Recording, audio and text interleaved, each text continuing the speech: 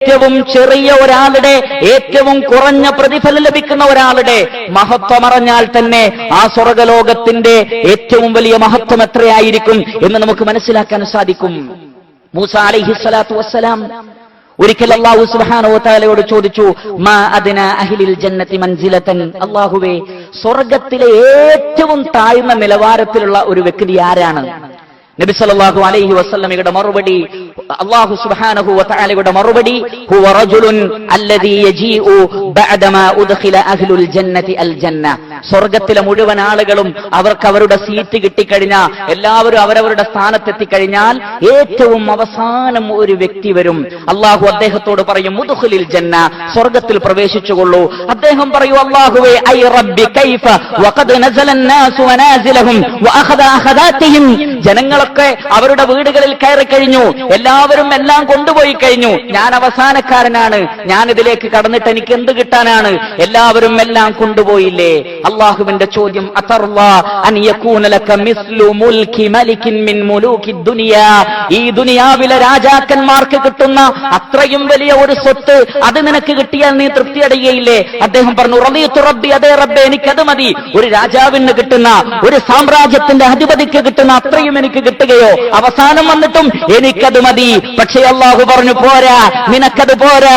വലക മിസ്ലു വമിസ്ലു വമിസ്ലു വമിസ്ലു, 4 തവണ ആവർത്തിച്ചു പറഞ്ഞു, അതിന്റെ 4 ഇരട്ടി നിനക്ക് വേറെയും ലഭിക്കും. അദ്ദേഹം 5ാമത്തെ തവണ പറഞ്ഞു, റബ്ബേ റളിയതു റബ്ബി, മതി റബ്ബേ, മതി റബ്ബേ. പക്ഷേ പടച്ച റബ്ബ് നിർത്തുന്നില്ല.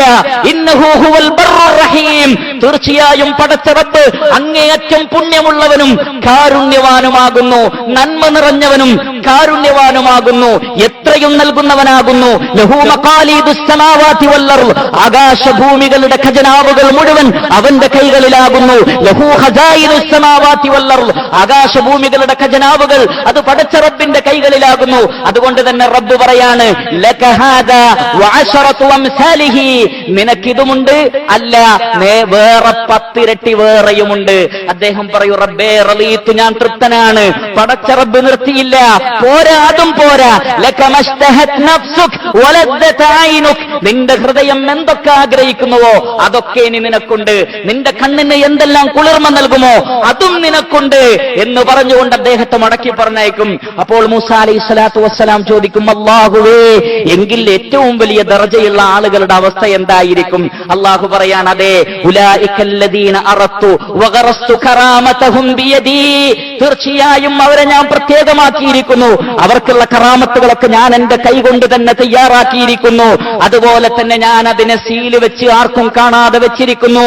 ലം തറ ഐനുൻ വലം തസ്മഉ ഉദുനുൻ വലം യഖ്തുറ അലാ ഖൽബി ബശറിൻ, ഒരു കണ്ണും കാണാത്ത, ഒരു കാതും കേൾക്കാത്ത, ഒരു ഹൃദയവും ചിന്തിക്കാത്ത അത്രയും മനോഹരമായ കാര്യങ്ങൾ അവർക്ക് വേണ്ടി ഞാൻ അവിടെ തയ്യാറാക്കി വെച്ചിരിക്കുന്നു എന്ന് അല്ലാഹു സുബ്ഹാനഹു വ തആല പറയും. ഫലാ തഅലമു നഫ്സുൻ മാ ഉഖ്ഫിയ ലഹും മിൻ ഖുർറതി അഅ്യുൻ ജസാഅൻ ബിമാ കാനൂ യഅമലൂൻ, എന്തെല്ലാം കൺകുളിർമയുള്ള കാര്യങ്ങളാണ് സ്വർഗ്ഗലോകത്തിൽ അല്ലാഹു തയ്യാറാക്കി വെച്ചത് എന്ന് ഒരാൾക്കും അറിയില്ല.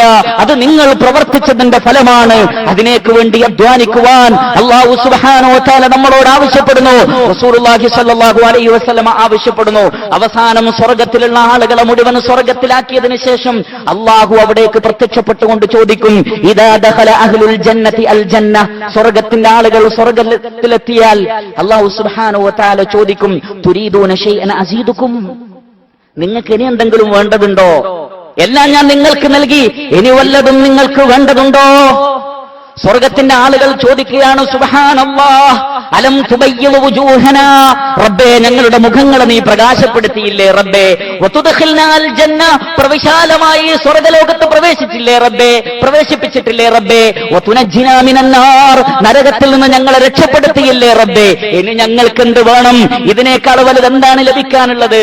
പക്ഷേ അതിനേക്കാൾ വലുതൊന്ന് അവർക്ക് ലഭിക്കാനുണ്ടെന്ന് റഹ്മാനായ റബ്ബിനറിയാം. അതുകൊണ്ട് തന്നെ ഫയുർഫഉൽ ഹിജാബ്, അല്ലാഹുവിന്റെ ഹിജാബ് ഉയർത്തപ്പെടും. സൃഷ്ടികൾക്ക് പടച്ച റബ്ബിനെ കാണാൻ പറ്റാത്ത രൂപത്തിലുള്ള 4 മറകളെ കുറിച്ച് ഹദീസിൽ വന്നില്ലേ? ആ 4 മറകളും ഉയർത്തപ്പെടുകയും അവർ അല്ലാഹു സുബ്ഹാനഹു വ തആലയുടെ ഫയൻളുറൂന ഇലാ വജ്ഹില്ലാഹി സുബ്ഹാനഹു വ തആല, ആകാശഭൂമികളുടെ രക്ഷിതാവായ അല്ലാഹുവിന്റെ മുഖത്തേക്ക് അവർ നോക്കുകയും ചെയ്യും. ഫമാ ഉഅതു ശൈഅൻ അഹബ്ബ ഇലൈഹിം മിനൻ നളരി ഇലാ റബ്ബിഹിം, തങ്ങളുടെ റബ്ബായ ഖാലിഖായ റാസിഖായ മുദബ്ബിറായ ആകാശഭൂമികളുടെ സൃഷ്ടാവായ വേദഗ്രന്ഥങ്ങൾ അവതരിപ്പിച്ച പ്രവാചകന്മാരെ അയച്ച മഹാനായ റഹ്മാനായ റബ്ബിന്റെ മുഖത്തേക്ക് നോക്കുന്നതിനേക്കാൾ മഹത്തരമായ ഒന്നവർക്ക് അവിടെ ലഭിക്കുകയില്ല. അവർ റബ്ബിന്റെ മുഖത്തേക്ക് നോക്കിക്കൊണ്ടേയിരിക്കും.